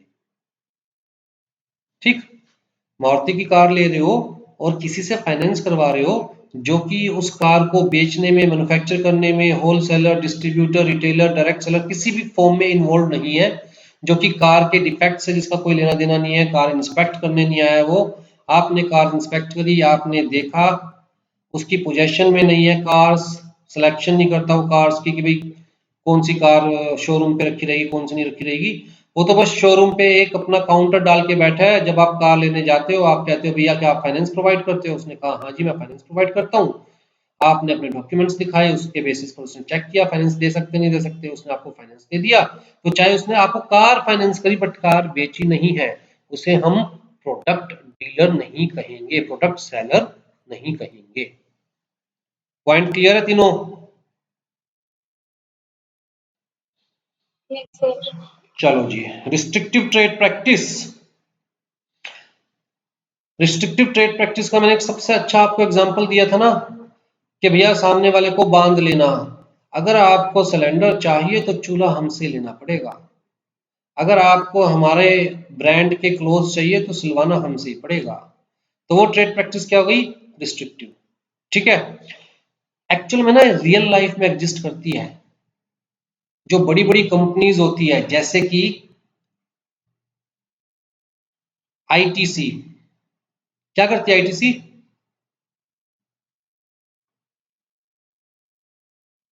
क्या करती है ITC? Food chain. Food chain. अब अगर मैं अपने फूड को लेके आईटीसी के पास जाता हूं, आईटीसी का लोगो लगवाता हूं और कहता हूं जी मेरे फूड को प्रमोट कीजिए, तो उसके जितने भी होलसेलर्स हैं, रिटेलर्स हैं, उसकी चेन के अंदर आईटीसी कहेगी कि आपको मेरा ये वाला प्रोडक्ट चाहिए तो अनुराग जी का ये वाला प्रोडक्ट भी अपनी दुकान पे रखना पड़ेगा। तो जब दुकान पे रखना पड़ेगा, लोग दुकान पे देखेंगे तो ऑटोमेटिकली बिकना शुरू हो जाएगा। तो वो क्या है, ये चाहिए तो वो भी लेना पड़ेगा। Restrictive trade practice means a trade practice which tends to being about manipulation of price or its conditions of delivery or to affect flow of supplies in the market relating to goods or services in such a manner as to impose on the consumer unjustified cost or restriction, right? तो किसी भी वे में अगर आपकी practice ऐसी है विच manipulate the price और condition of product or services, या फिर प्रोडक्ट और सर्विसेज की डिलीवरी या उनका मार्केट में जो सप्लाई है, फ्लो है, उसको मैन्युपुलेट कर रहा है, किस वे में मैन्युपुलेट कर रहा है? As to impose on the consumers unjustified cost or restrictions and shall include delay beyond the period agreed to by a trader in supply of such goods or in providing the services which he led or is likely to lead to rise in price। जानबूझकर देरी करना, सामान को रोक के करना, जिसे हम क्या बोलते हैं, होर्डिंग, ताकि प्राइस मार्केट में क्या हो जाए, इंक्रीज। तो दुकान पे सामान है, कोरोना में हुआ है ना ऐसा, दुकान पे सामान है फिर भी भैया पीछे से आ ही नहीं रहा। आपको तो पता ना लॉकडाउन लगा पड़ा है, वैसे 200 रुपए की चीज है 300 में मिल जाएगी, देख लो। तो वो क्या कर रहा है? Restrictive trade practice. Any trade practice which requires a consumer to buy, hire or avail of any goods or as the case may be service as condition precedent for buying, hiring or availing of other goods, और ये चाहिए तो ये भी लेना पड़ेगा। बताइए जी, पहले यहां तक बताइए, कोई डाउट हो तो।